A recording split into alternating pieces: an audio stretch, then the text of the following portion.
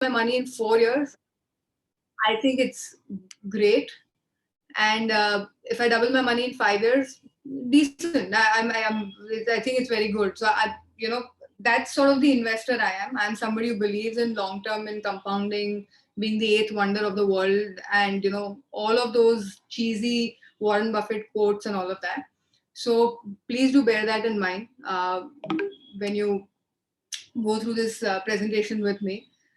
Just some standard disclosure. Obviously, I'll be touching upon a few examples and one very prevalent example through the entire presentation. Uh, Assume that everything I speak about, I am biased. I have a vested interest in it. And please do take, the examples with a pinch of salt. The idea is for me to convey the process, not to sort of pitch a particular idea or a stock. Um, so the core of our investment philosophy is we buy businesses, not stocks. Again, this is something that's there on every Twitter account today. So there's nothing new on this. But for us, it's something that we are trying to imbibe in every single thing we do.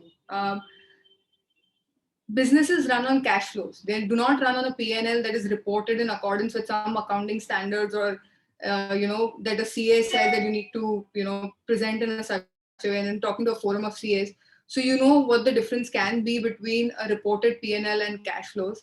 And dhando rokda parat chale. There is no two ways about it. And the entire focus that we have is understanding on how certain things can shape up that it would result in certain cash flows, and if I can get those cash flows pool at a good enough price, right? So our investment framework that we really use to get to this point of seeing superior cash flows is, the first thing we look for is increasing rate of change. Rate of change no matlab simply higher growth, right? Increasing rate of change is higher growth. So higher growth versus peers, versus market, versus competitors. And typically what happens is that if the rate of change is on a increasing trajectory versus the peers in the market, it typically means that you're gaining market share. Jare people gain market share, they're able to price better, they're able to bargain better with suppliers, and all of this has a ripple effect on their cash flows. They're able to get better, working capital terms. As they grow in size and gain market share, they're able to get better loan rates from banks. And so what happens is, when you come from this sort of school of thought of increasing rate of change and market share gains, your incremental return on equity, so your incremental cash flow on the capital that you've deployed is far superior to your current return on equity. So the more blended return on equity starts increasing. When you're able to combine this increasing rate of return on your capital with a improving balance sheet or a declining leverage, and if you're able to put these two hands together, you are in for a massive ride of cash flow generation. And this is the framework that is wired into our head. So every opportunity that we look at it in this manner. So to start off with the first thing, why does the rate of change matter? So I'll explain this via an example. And I don't even have to explain, the numbers speak for themselves. This is a tale of two companies. They're both in the same industry. Uh, Both industries are massively profitable. That means the same industry. So both companies are profitable. They deliver very superior return on capital. But look at the difference. જે ઉપર જે company છે, that has gone from 3,000 crore operating profit to 5,000 crores almost, and the company below is languishing at the 330 crores mark, is unable to grow. And see what the difference is in the stock price. 1,000 becomes 3,000 in the first case. So market as a way to appreciate and value growth very quickly. Look at the bottom rate.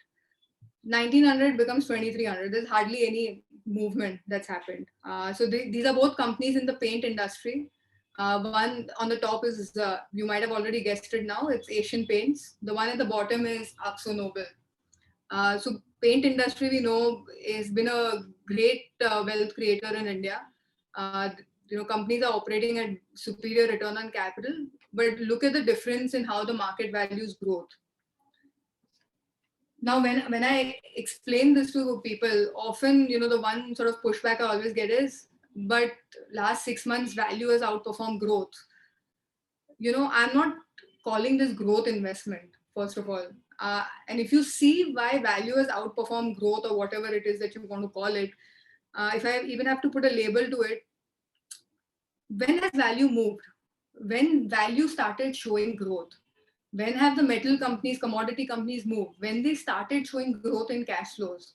They did not move before that. So, irrespective of what you think is the right form of investment, this is something it should be a part of your framework, a part of your process. Then you might want to stick to quality, you might want to stick to growth, you might want to stick to value, whatever it is that you want to stick to. But within that basket, look for opportunities where there is an increasing rate of change. The market will always appreciate that more, because honestly, we are in India, we are an emerging market. Nobody comes to India and says that, we are okay with a stable compounder of 5-6%. And 5-6% FD ma made છે. Why would you come to the equity market for that? So people who come to the equity markets in India, there is a different growth expectation that's there for them. So, the market will appreciate growth. And so this is something that has to be a part of our framework if you're investing in India. And now comes the entire bigger part of the process, right? Identifying where are these increasing rate of changes happening, and then understanding if that will actually translate into cash flows. Because at the end of the day, cash is king. There is no two ways about that. So, there's a lot of text on the slide. So, I'll be walking through this entire process with an example going forward. But at every step in the process that you will see, what have we spoken about? Outsized cash flow generation, cash flow generation, superior cash flow generation, future cash flows. So cash flows is something that we look at every part of our process. So it always starts with understanding whether there is a large external opportunity that allows for these massive cash flow profit pools to exist. Then if there is a potential, then is this business worth doing? Can this business actually generate superior free cash flows? If the business can generate, is there a particular management who will do it better? And will this management allow minority shareholders to take part in it?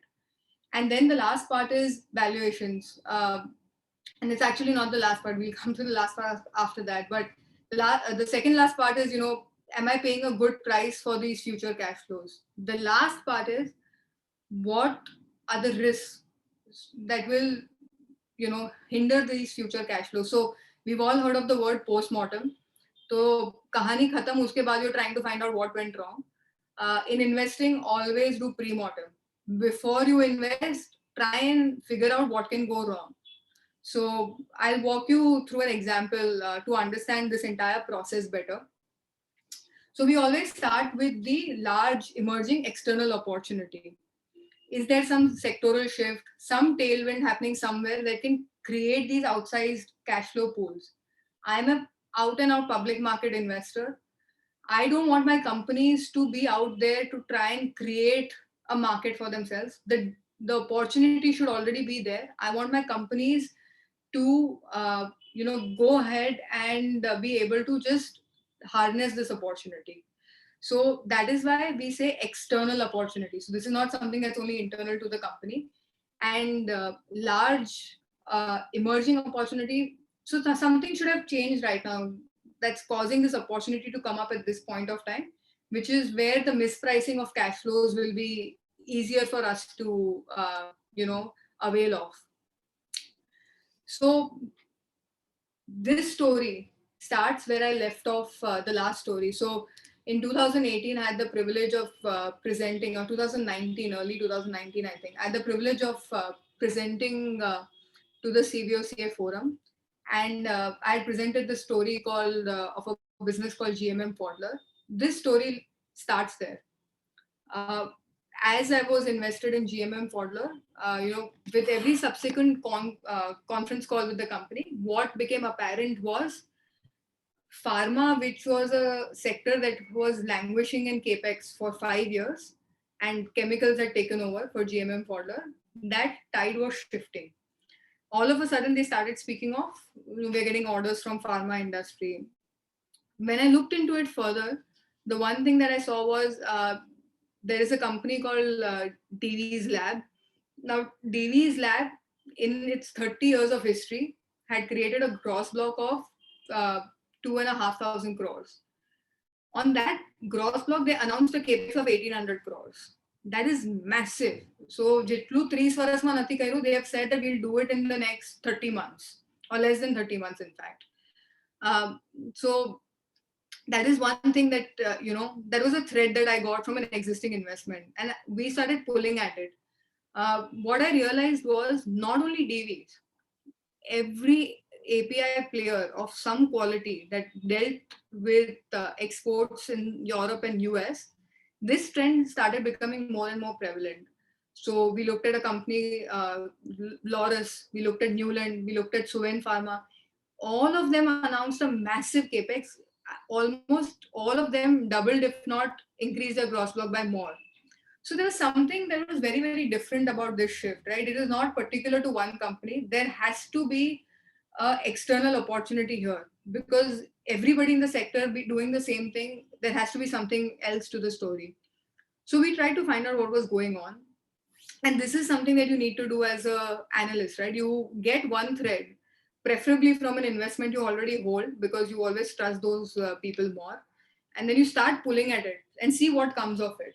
So what we realized is, in the last decade, the cost of developing a new drug, that was going to be approved by US FDA, had almost doubled. So it had gone from 1.5 billion almost to over 2.5, 2.6 billion dollars.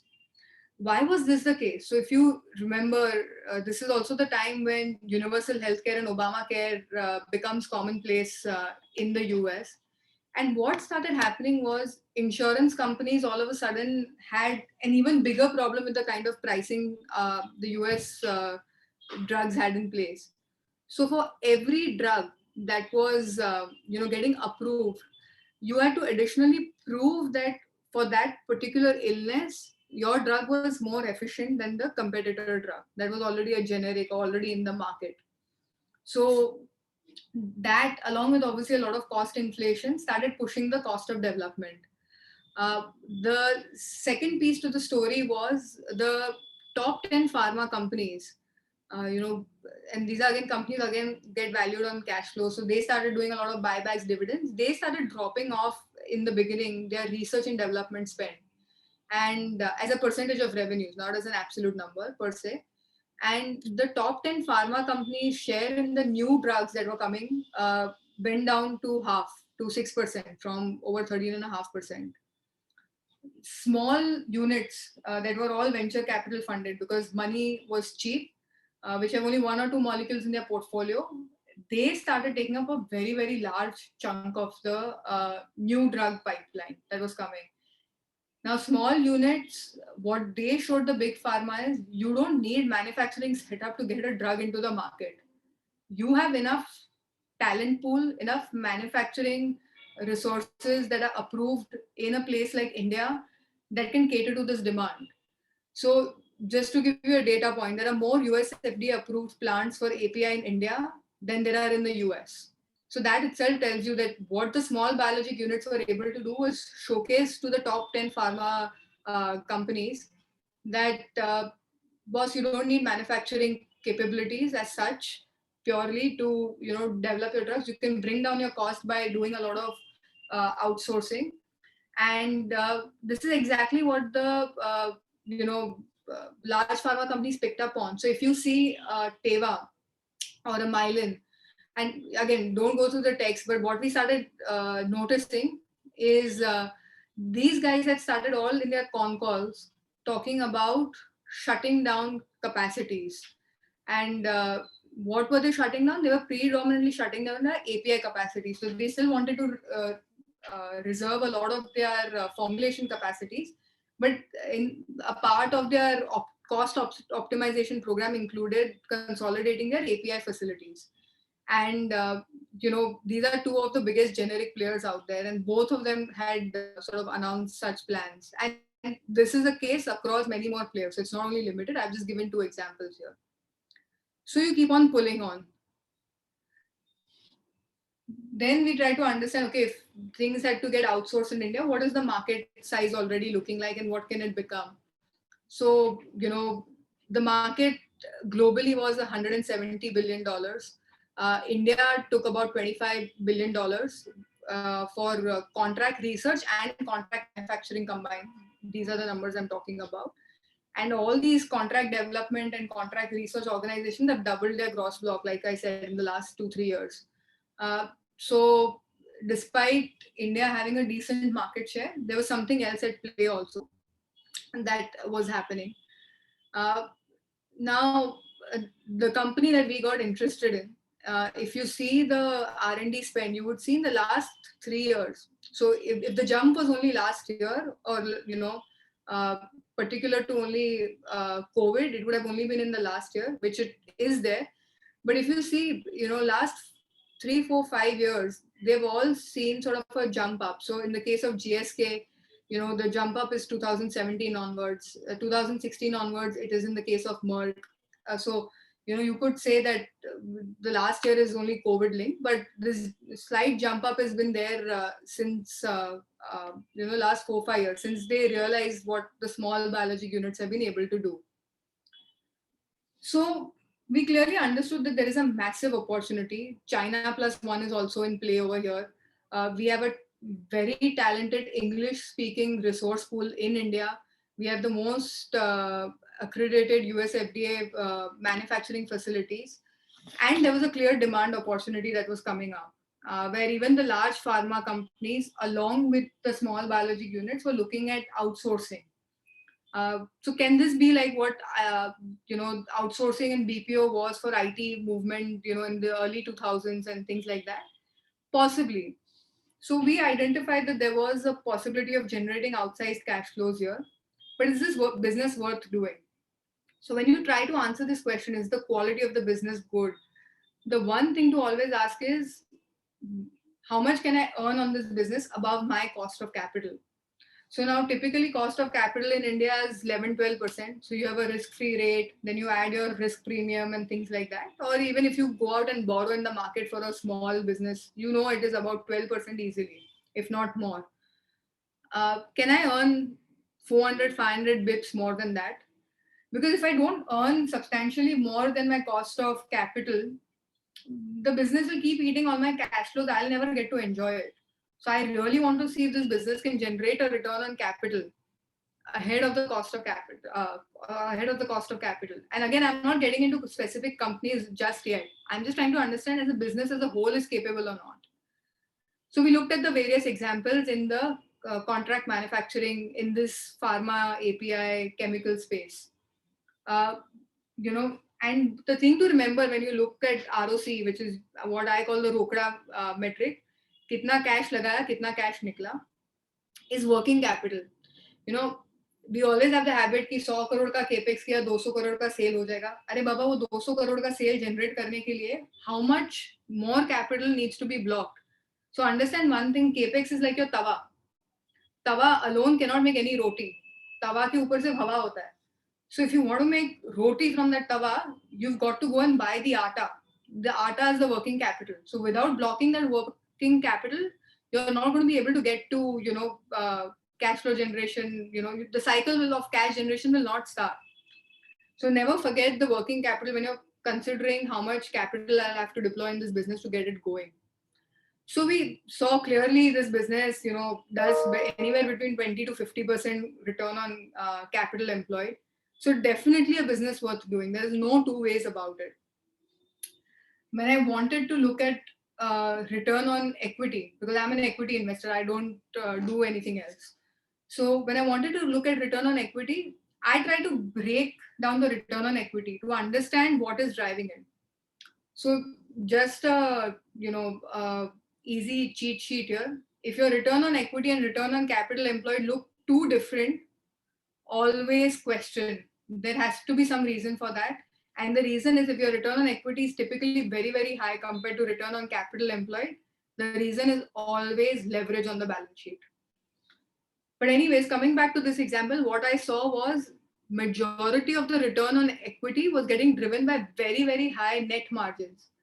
After tax, these companies are able to do anywhere between 15 to 35, 40% profit margins, which is stupendous.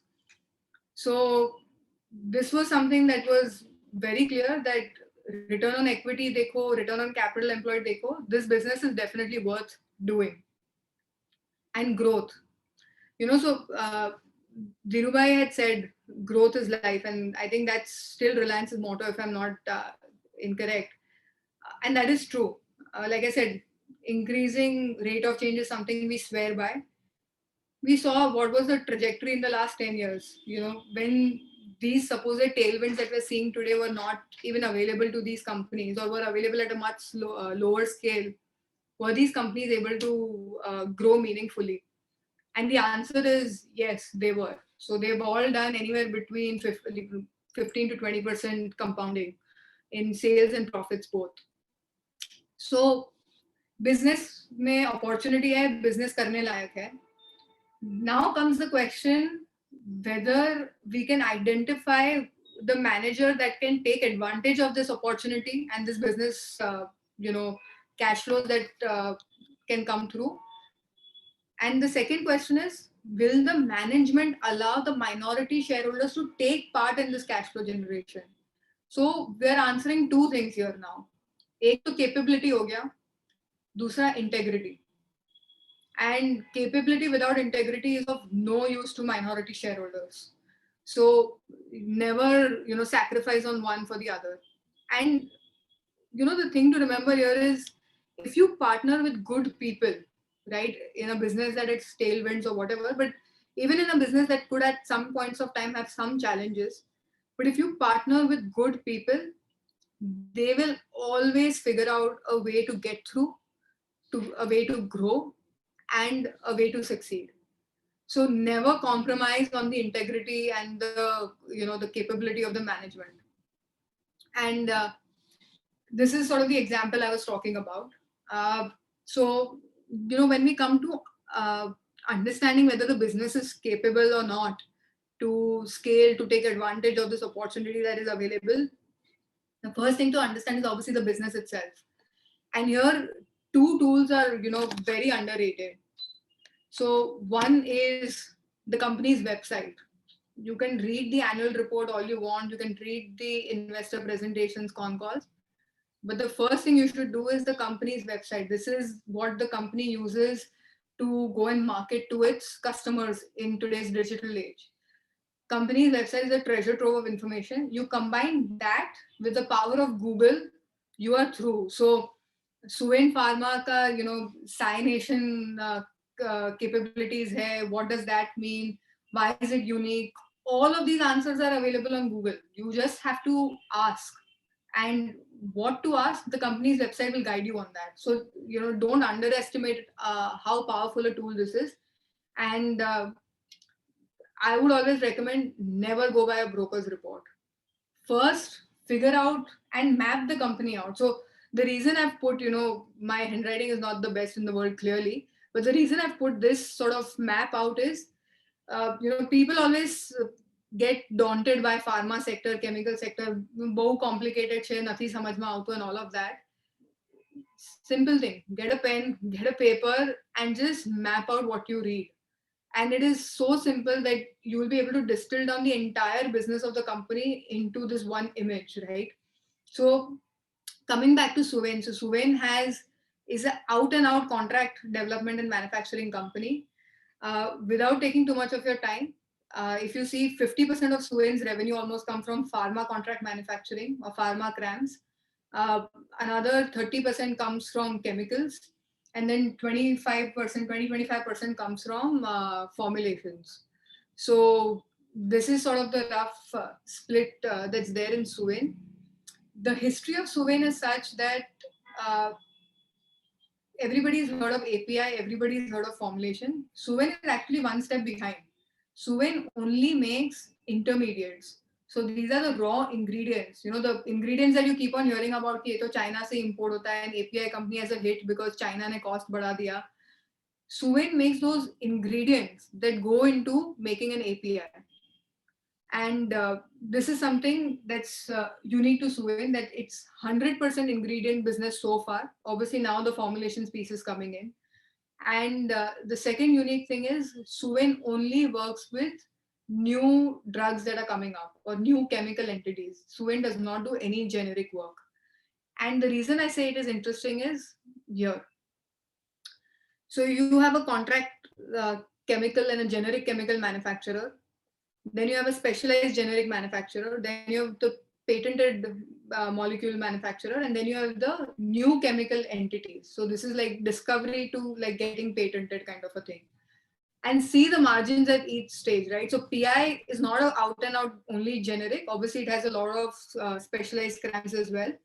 But see, because it has a part of some generic agrochem, it is at 22% margin. Then you have a specialized generic, which is a fluorine chemistry player, which is at 26% margins. Then you have somebody who deals with a lot of CRAMS for patented pharma molecules, which is at a higher margin. And then you have Suven, which only deals with new chemical entities. And the reason to understand this trajectory is this is where you need to think through a company's business and understand, some people who've gone through management courses and all of that would have heard of something called the Porter's framework. Now, Porter's framework, there is nothing high fundo or anything like that. It is simply sitting down and trying to understand the demand and supply scenario for any company, right? So what we try to see is two things. On the one side, we try to see what are the threats that are possible in this company, new entrants, competition, some new technology that will disrupt everything altogether. And on the other side, what we try to look at is customers at the bargaining power ketlu ase, suppliers at the bargaining power ketlu ase. And if you see this trajectory and you're able to map out every sort of level of this contract manufacturing business, you will understand that as you move higher up, you are more irreplaceable to your customers, and that contributes a lot to your margin profile, obviously, which will obviously contribute a lot to your cash flows. So remember, everything is about cash flow. So understanding it in this manner sort of helps you understand the longevity of the growth and the sustainability of the cash flows you've already generated. ऐसा नहीं होना चाहिए कि कल उठ के वो गायब ही हो जाए business. So you should not be replaceable. So understanding Suven's business, what you need to understand is there are many stages of drug development. So without going into too many details, it all starts as a research paper that somebody writes. Then somebody in a lab synthesizes it and tries to prove some chemical reactions. And then you start doing clinical experiments on patients to really attest that it's a safe and an efficient drug. What you see is with every subsequent stage, my volumes increase, my margins increase. So what has happened is when I mapped out Suven's business in this manner, what I could understand is if you see the bottom total, right, the number of molecules has pretty much stayed the same. But you see the commercial numbers from 1 to 3 to 4, and this year it will come to 5. And we will see what impact that has on the company's financials. So 100% of their business was, in the pharma CDMO space that was in the, pre-commercial stage. Now that is gone down. And, as it goes down and as they do more forward and backward forward integration, what you will end up with is much, much higher margins. So this is one thing, to understand a company by understanding its history, which is a very, very essential part. Because agar history mein kuch nahi kiya hai, don't expect that there is going to be a sudden change of heart and they will all of a sudden be able to crack the code in going into the future. So one is to understand the history of the business itself. second, so that will give you an understanding of the capability, whether they can harness those cash flows or not. The second aspect is um, understanding integrity. So this is where what are the kind of decisions they've taken on capital allocation. That really comes into focus over here. So Suven used to be a part of this company called Suven Life, and there were two companies. So there are two businesses within that. One was Suven Pharma, as we are seeing it right now, and one is Suven Life, which is itself a drug discovery company. So what used to happen is Suven Pharma, as we've seen, can generate really good profitability, really good cash flows. But prior to demerger, these cash flows were getting spent somewhere else. So around 60, 70 crores of these cash flows that this business was generating was getting spent on research activities.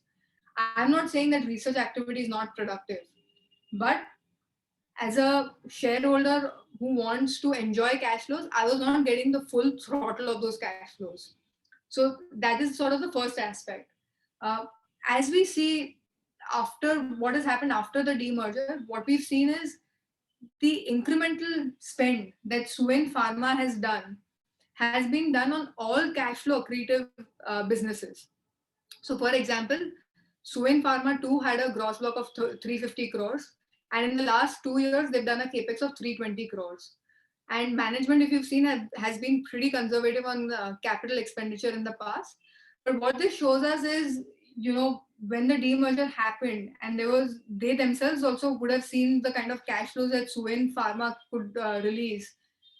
It started getting put to use in a very different manner. On top of this, they've taken an enabling resolution to allow a further 600 crore capex.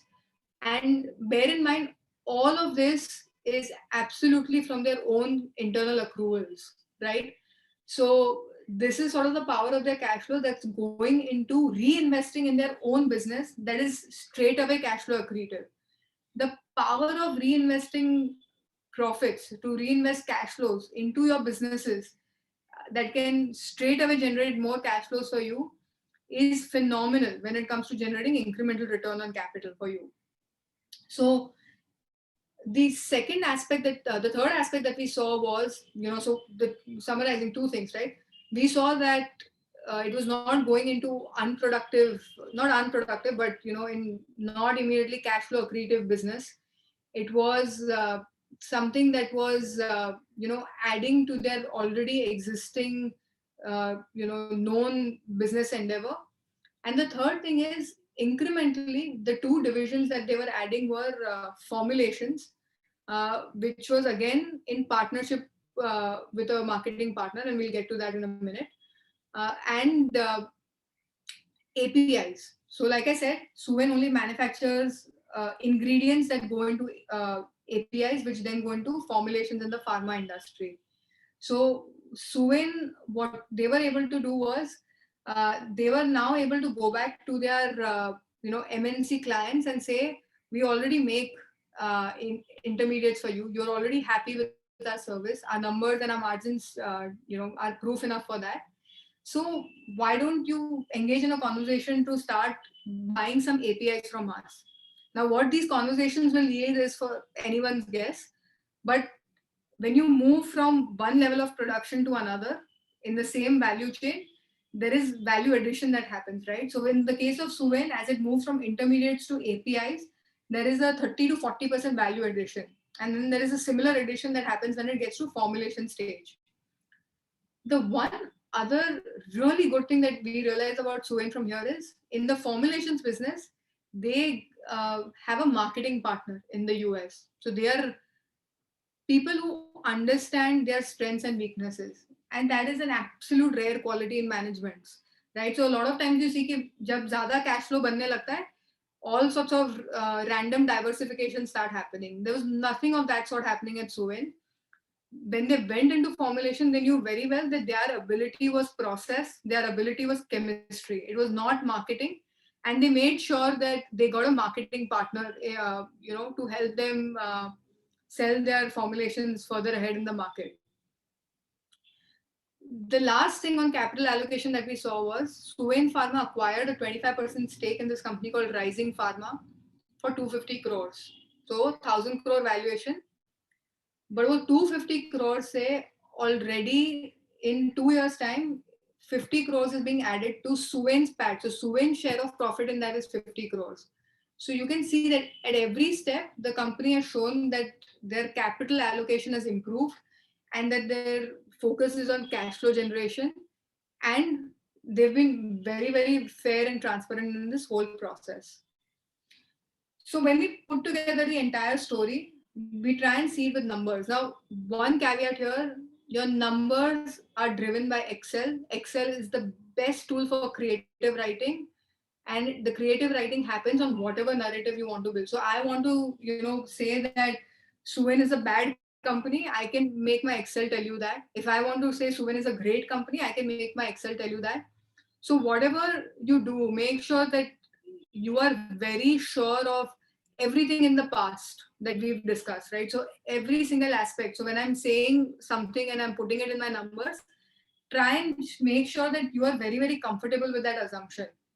And again, this assumption is something that's not, sacrosanct. It's not something that Tame Naika number, so company has to deliver on that. You are supposed to understand the company. The company has nothing to do with your assumptions. So how do you understand the company? By understanding its history. But there are a lot of ways to make these assumptions. And one of the easy tools that I've always found is the government, surprisingly enough. So for any business, think at what points of time will this company interact with the government, right? And the reason why I say the government is whenever there's an interaction with the government, typically that data is available in some website, with very, very bad interface, but it will be available in some website somewhere, uh, free of cost on the internet. You just need to have the patience to deal with the government website at times, right? So Suven is a company that does contract manufacturing for clients which have not even, released their molecules in the marketplace. So obviously all their work is confidential. They don't really reveal their molecules. They don't really reveal their customer names. But what we understood is 95% of Suven's business was all exports. That means that these molecules would have to move from Suven into a port, into some customs database, into exports. And when you understand that thread, you'll understand that it is not, impossible to put this data together. And the reason I'm not really, the idea is again to not pitch Suven or anything. The idea is that government websites, or anytime the company has an interaction with the government, is a great tool for us to pull at, because we're generally able to get a lot of data out of it. So we were able to build a lot of Suven's, molecule list using that. And for a lot of these, we were able to sort of get a cost per kilo down. We were able to ascertain what kind of customers it was going for based on. So once I find out the molecule, then I can find out which customer is working on that molecule, and then things start becoming easier for me. But getting these names were a challenge because Suven does not reveal them. But you pull at a thread like exports data, and you'll probably get a lot, much more data than you expected. So once we put together the story, we've understood the company's capability by seeing the past. We've understood the management's integrity by really understanding, the capital allocation decisions and how they've dealt with minority shareholders. And so another evidence for that for us really was that, when Suven did the demerger, one of the reasons was they realized and recognized that both businesses, Suven Life was a very capital intensive business in that it needed a lot of money to be spent on research and the probability of success was low. So it is a very venture capital kind of an investment. And this business, Suven Pharma, the one we are looking at, is something that's absolutely cash flow driven business. It has a very, very different mindset of investor that it attracts, right? So that was another indication that the company decided to, split these two businesses so that the right kind of investor got the right kind of exposure. So coming to the valuations, uh, we saw the trajectory in sales, and we'll see a lot more of it now. And we'll see how that translates into better EBITDA and things like that. But if I see, the assumptions are not very outlandish, right? I am saying that in the CRAMS business, a 900 crore CRAMS business is going to 1200 crores. This is very doable for Suven. It's not really out there. uh, and one thing to remember in valuations is, if there are too many moving parts, try and break it up. Try and understand the different pieces of the business, and try and understand them in the context of their competitors. So what happens in India is, when one sector is in vogue, everything starts getting re-rated and moving up. So I would even go to the extent of saying, try and understand it in the context of a global player as well, so that we just get grounded in reality at times, right? So we looked at players like Lonza also, which is a listed CDMO player, which is the largest in the world. And we tried to benchmark Suven, at sort of the bottom of the range of all these companies. Bottom of the range because it's, like I said, your narrative is already biased positively, because you clearly think there is a story and a tailwind here. So you're anyways going to draw a very rosy picture on the numbers. So make sure on the valuation you actually tone it down. So, we valued the different pieces of business, because CDMO, as you've seen, is a very, very sticky business. अगर एक बार somebody's come to you to make clinical stage molecule, it's not that when it gets commercial they're going to say goodbye, because you have actually walked through them in the entire process. Nobody understands the molecule better than you do. This business is extremely sticky. So at best they will have one other supplier in place just to hedge their bets, but they're not going to have too many suppliers come into and compete with you, right? So this is a very sticky business, very, very good margins that can be made here, very good cash flow that can be generated from here. Then we move on to understanding the formulations business. Now this business was a grand total of 0 in FY20. So ignore the outsourced CRAMS part that they do. That's sort of a 40 crore revenue that's not going to grow anywhere. But if you see the commercial ANDA, so commercial filings that they've done in the US, and that formulation business, now that is something that is going to be a massive growth driver for Suven going forward. And how do we check this? We're able to see the filings and gauge from that what is the size of each filing. How do we check the filings? And if they're already servicing those opportunities, go back to the export data and check if you want to. So what we really understood from here is, this, along with an acquisition that they'd made of that marketing partner that gave them access to a lot many more filings very quickly, was going to add a lot of value to Suven. And again, the reason I'm rushing through all these parts of the business and not getting into the technicalities is, I want you to understand the process. So formulation business, now this is where Suven's business becomes generic going forward.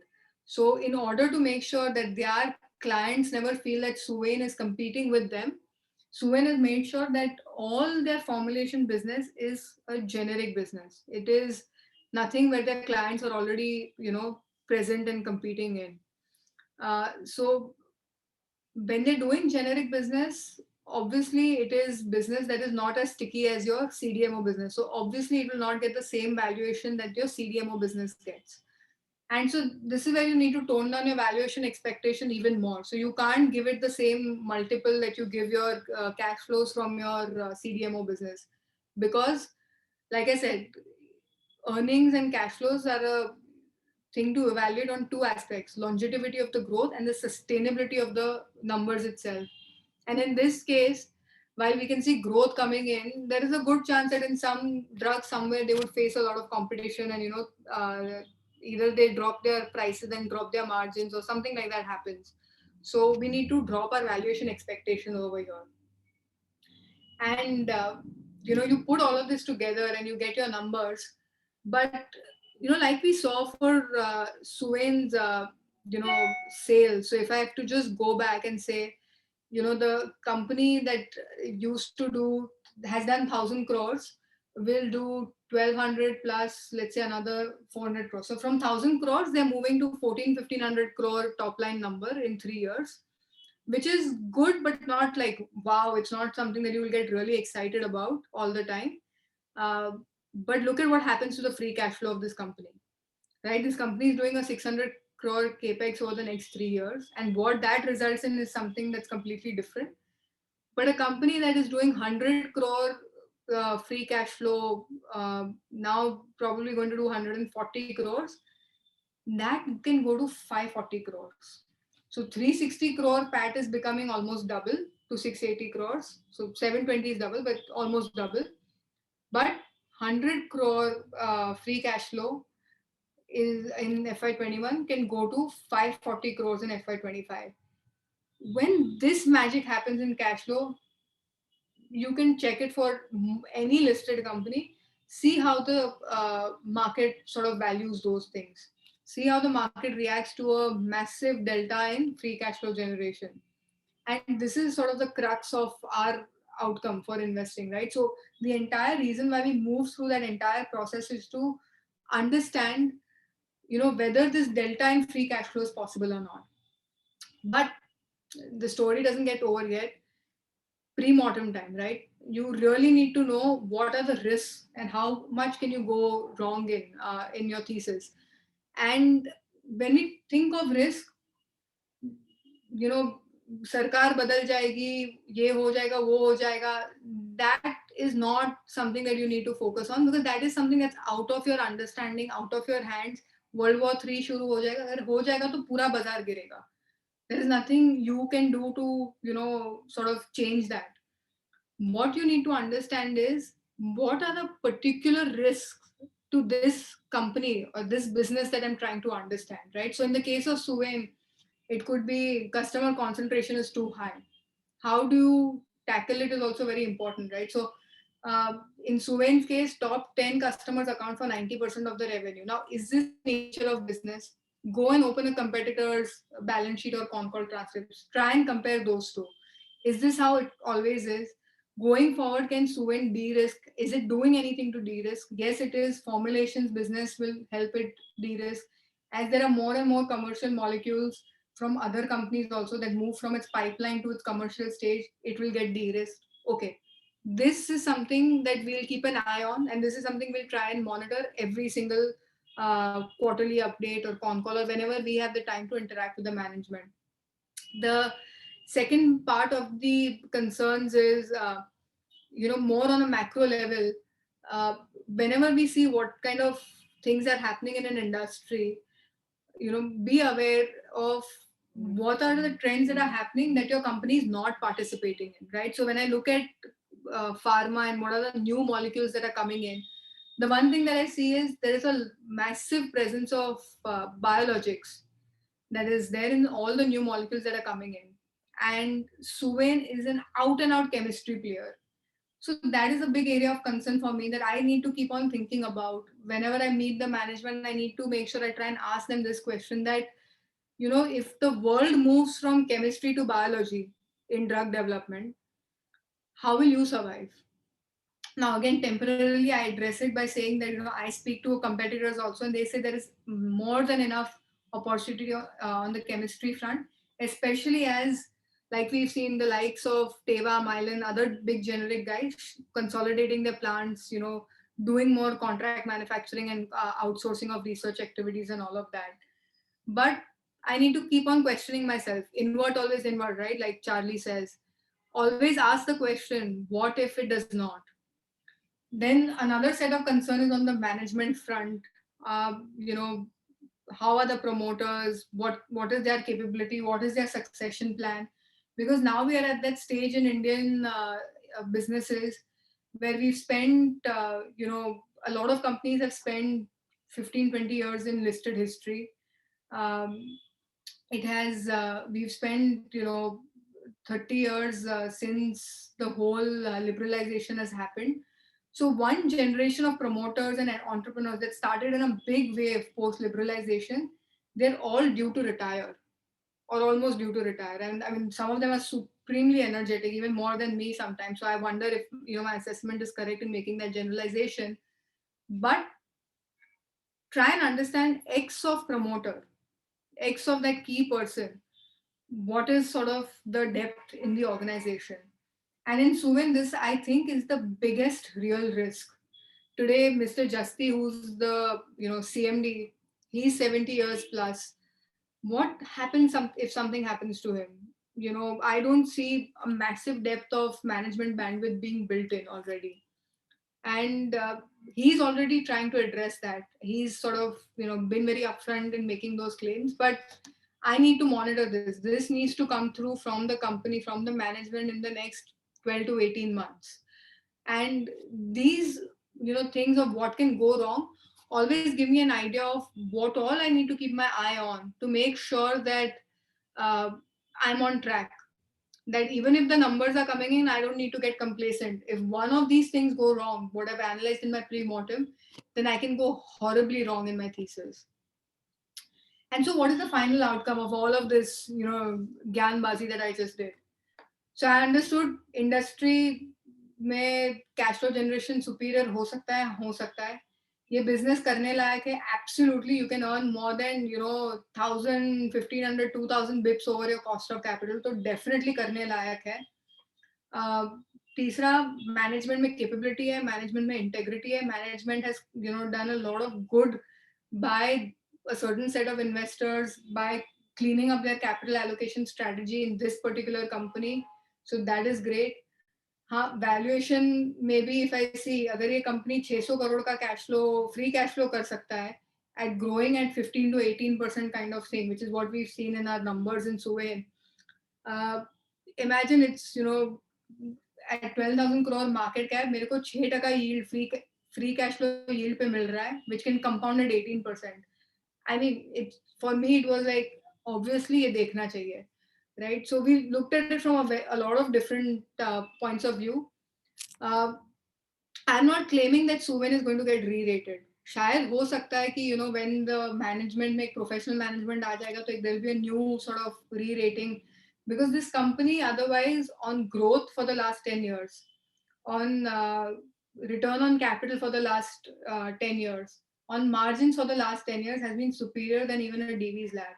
So can it do a catch-up valuation? Probably, but DV's is at the whole other side. So I'm not saying that it's going to do re-rating. Just because there is somebody in the industry who's at a much higher valuation does not mean your company will also go there. But अगर genuine company है, तो it should compound at the growth rate of earnings over a longer period of time. So I'm not saying what is going to happen in the next 1 year or not. That is not my forte. Ultimately, I can't tell you where the market will go and where the stock price will go. What I can tell you is कि ये बंदा 18% पे compound करेगा अपना operating profits, and free cash flow में post capex उसका पूरा delta दिखाई देगा, and that is good enough for me to take a bet on investment. But like they say, picture abhi baki hai mere dost. So when do we sell? Very interesting question that we always sort of struggle with, and I think this is a question that all investors keep on struggling with. There is no right answer. The first thing to remember, never get in the way of compounding. अगर वो 18% से compound कर रहा है, अगर आपको visibility है कि वो करता रहेगा, and it's a structural story, don't bother. Why would you sell a known quantity to then go and buy a multiple of an unknown quantity? Why?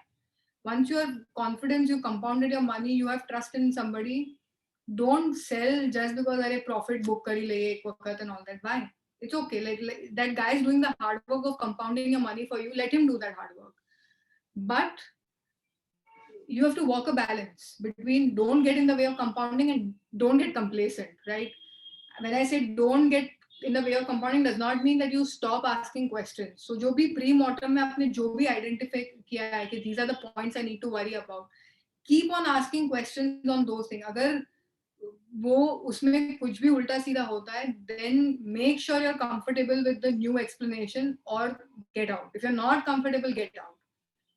The third aspect is, this is something that I have personally learned over the last few years of really bad markets. So forget the last 1 year, but before that, if your thesis is not playing out, not in the stock price. Like I said, I can't control the stock price. वो मेरे समझ के बाहर है, मेरे पकड़ के बाहर है. I can control my understanding on operations. I can control my understanding on cash flows. अगर वो thesis जो मैंने सोचा था is not playing out in my cash flows in the next 3 to 4 quarters since I bought it, then assume that you have done something wrong. Go back to the drawing board, try and understand where all you've gone wrong. And if you figure it out, or if you're not able to understand, then you really need to, take a call on whether you want to hold something where you don't understand something. So that is something. There's a rule of thumb that I use कि अगर 3 से 4 quarter में operations में नहीं कुछ दिखा, and if I'm not happy with the explanation that I have to leave. The fourth thing is, which is actually paramount, integrity comes in the question. No questions asked out. Absolutely do not. It is very funky when money gets made in Suzlon. बहुत मजा आता है, 7 रुपए का 10 रुपए हो गया. Obviously there has been a management change, or what happened with DHFL and all of that, or what happens with some of the Anil Ambani group stocks and things like that. But partner with good management. I cannot stress this point enough. अगर वो बंदा सही है, honest है, capable है, he will make sure your money is made for you. You will not have to do anything else. Just partner with the right people. And just to give you an example, because Suven, obviously I've not sold, I have bought, so that's my disclosure. I bought Suven, so please take whatever I've said about Suven with a huge grain of salt. And I bought it at around these levels only. So when do we sell? So we spoke about GMM the last time I was, invited to the forum.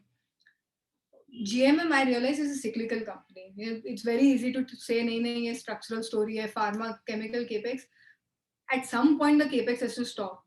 People cannot keep on compounding their capacities at a particular rate till eternity. At some point, they have to stop and say, boss, jitna banaya, usko to operationalize kar do. So for me, GMM was something that I saw. It was a cyclical story. I said that ये 4 से 5 साल और शायद growth trajectory रह सकता है, simply because of all the changes I was seeing in the chemical and the pharma space. Profits that I thought would happen in 4 or 5 years hence, I assigned a peak multiple to it. So 150 crore profit पे 50 का PE देख के I said 7,500 crore market cap. The stock was already there. For something I think can happen in 4 or 5 years, I sold out. So, like I said, don't get in the way of compounding, but don't get complacent. So if you think the opportunity is structural and it can do so for the next 5-10 years, stick around. But if you think the opportunity is cyclical or semi-structural or whatever you want to term it, and your best case scenario is already played out in terms of market cap, market is a future discounting machine. Sometimes it discounts futures far ahead of your expectations. Get out. And for this particular decision, the one recommendation that I can make to every analyst is find the Charlie to your Warren Buffett, right? So always try and find that one partner in investing that you can trust. Decision आपको ही लेना है. There is no doubt about it. But somebody who can come do the level of work that you do and say and question your work. And उसमें कोई offense नहीं लेने का, nothing. Don't make it personal. But just keep on having discussions. Don't be afraid to put your ideas out there and get the feedback, because every human mind will work differently. Every human mind has a very different set of biases, and what looks good to you might look bad to them for very, very different reasons. And if you have a Charlie Munger to your Warren Buffett, and if you keep on questioning because of inspired by that person, you keep on questioning your thesis, you will end up with a far stronger portfolio of businesses. And that is something to keep in mind. So this is where I would want to end, and then we can take up a few questions if everyone's okay with it. Going forward, where do we think rate of change is coming up in? These are the few areas that we think rate of change is going to be increasing going forward. So lightweighting of cars, affordability of real estate, power capex. I know this is something I spoke about last time also when I was there, but I still think it's something that still is on my mind. Mining capex will start globally, PLI and China plus one. So lot of things where I think there is an increasing rate of change that is coming in favor of a lot of Indian companies. And I will make sure that I will pass each of these ideas that I have through this particular framework that I've put in place to really understand if I can make superior cash flows from a business that operates to these opportunities. So that's it from my monologue here, and I would wish to open up the floor for questions if there are any. Thank you, Hirini. I think you have covered your topic very well. And there are a few questions, I will request Viral Satra to ask some those questions. Yes, thank you, Amit. So Harini, first question is, for investment, which financial statement we should look at, console or standalone? So I would say both. Honestly, the reason being is, अभी जैसे I'll take the example that I just gave, Suven, right? अगर आप देखोगे Suven as an associate company जिसमें उसने 25% stake acquire किया है, right? तो कंसोल पे दिखता है number. If you see, profit from companies where it has minority interest, so console पे number दिखता है. But that is not a fair thing to say because वो company ने ना उसको dividend दिया है ना उसके cash flows में कुछ आया है. So yes, the company is when you value a company, look at all the parts, but understand what parts are actually giving cash flows to the entity that you own. So you would have to look at both, but yeah, you can't ignore console or the other way around. Okay. Next question is how to look at companies where there is no peer or listed peers, for example, CAMS and CDSL. So for a company like CDSL or CAMS, there is no such thing where there is no company with a peer, honestly, in India especially. Look globally, there is no reason. So if there are certain businesses that are happening in India, there are different structures that operate in other parts of the world that serve a similar function. So, for example, there is a power exchange that is listed in India. Now you can say there is no power exchange, to मैं कैसे value करूँ and this and that. Look global. There is no dearth of information. Google is your friend. Be absolutely unhindered and unencumbered in using Google. It's the most amazing tool for research. Right. Third question, if chemical industry is expected to grow $10 billion and also pharma industry to grow, then GMMM and HLE will do how much higher growth? Again, so it's been I sold GMM last year, so you get my view on the things from that. So take it with a pinch of salt. You have to understand two things. Capacity अगर कोई आज डाल रहा है, so if GMM gets an order today, the capacity will be up and running because GMM has a 6-month delay in order book, or when I last checked, it had that 6-month delay. So that capacity is being installed in that pharma plant or chemical plant 6 to 9 months hence. Pharma plant को stabilise करके उसको US FDA का approval लाके online लाने में और 1-2 साल लग जाता है. So something that GMM sells today is getting operationalized 3 years hence. So if you're taking a call on GMM 4 years hence, you are assuming that growth will sustain in capacity for pharma industry's capex probably 7-8 year hence. So that is sort of the caveat that I would leave you with. Simple thing is, historically, look at the kind of asset turns these industries have done. So अगर 10 billion तक पहुंचना है, तो what is the gross block that needs to be employed in that industry? And then work your way back to understand कि अगर ये gross block already है market में, then there has to be something that comes up from value add and higher utilization and things like that. It will not necessarily come up from GMM adding those capacities. And the third thing is GMM खुद का भी base बढ़ रहा है, right? जो company that was doing 400 crores in sales is now doing 700 crores. अभी 700 पे भी grow करना, तो units तो सारे 700 के वापस नए लगने हैं. So it is not that there is an infinite growth for a capital goods company. That's generally not the case. So to give you a very, very different example, post the depression, Great Depression in the US, there was a massive push by the US government. This is in 1930s I'm talking about, to create roads. तभी लगा कि roads तो बनते ही जाएंगे, जैसे आज India में सबको लगता है कि highway construction at 40 kilometers per day is normal, this is going to continue to eternity. Boss, how many more places can you connect? At some point it has to stop. 1930s में जो roads बने हैं US में, highways बने हैं, उसके बाद वो वॉल्यूम कभी आया नहीं in the road sector in the US. So with any capital good industry or any industry, you have to also be realistic in assuming that at some point there is enough capacity created that really creates an issue that you can't really grow beyond a certain point. So one last question. What are your views for startups going for IPOs? My view is great. Simply, I'll tell you why.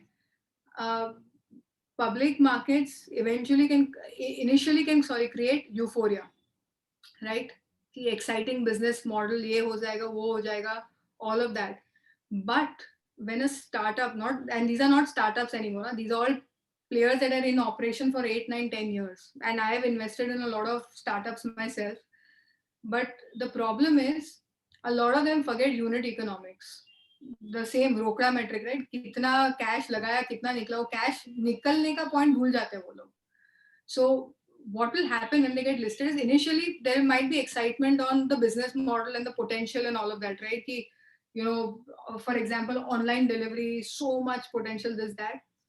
But what will listing force them to do is, listing will force them a way to figure out profitability. Because if they don't, there is only so much patience listed players have for cash flow destroying businesses.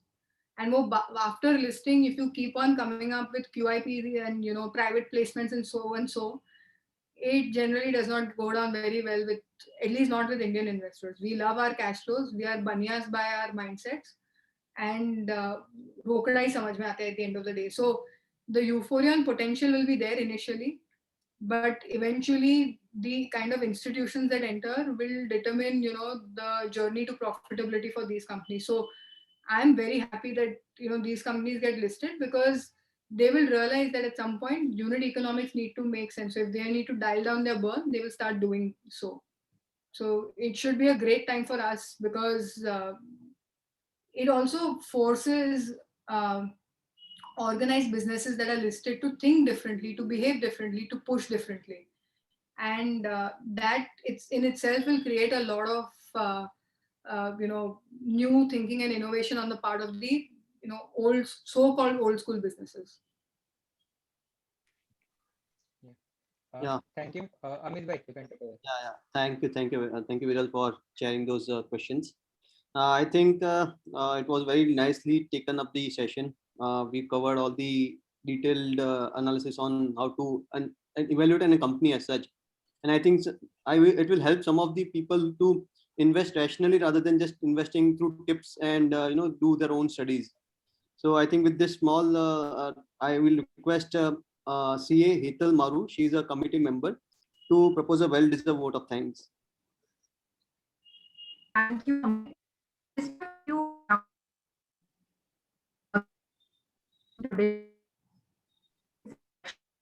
By Dr. Advocate Harshul Shah. The link meeting is the same that you joined for this meeting. One more announcement, note this, that we are third session of the last session for tomorrow's day on pharma sector by Vineet Gala. It was originally scheduled at 9 p.m. but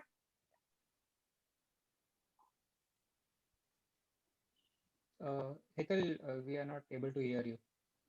Hetal, I think there's an issue with your data connectivity. I would request, okay.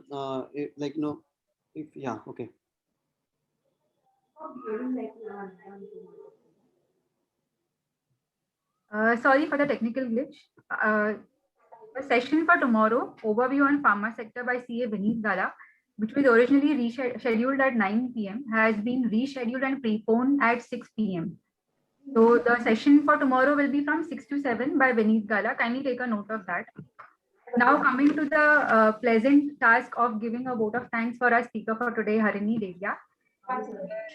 Everyone will agree that she had an excellent presentation, a very good knowledge hold on the subject, very good understanding. I think many takeaways today. She explained to us the investment process, the pre-mortem concept, DuPont analysis, the ROCRA metrics and all. I think many things to take away. I'm sure all of us will definitely see our fundamentals before investing in any steps and not just do any random investments like based on tips. So based on this, I present a very hearty vote of thanks to you, Harini, on behalf of CBO CA Association and all the participants present here. Thank you so much. Thank you so much for your kind words. Thank you, Hetal. Thank you, Harini. Thank you. Yeah, and friends, We will rejoin at 9 p.m. For a session of Dr. Harshul Savla with the same link that you already received. So see you at 9 p.m.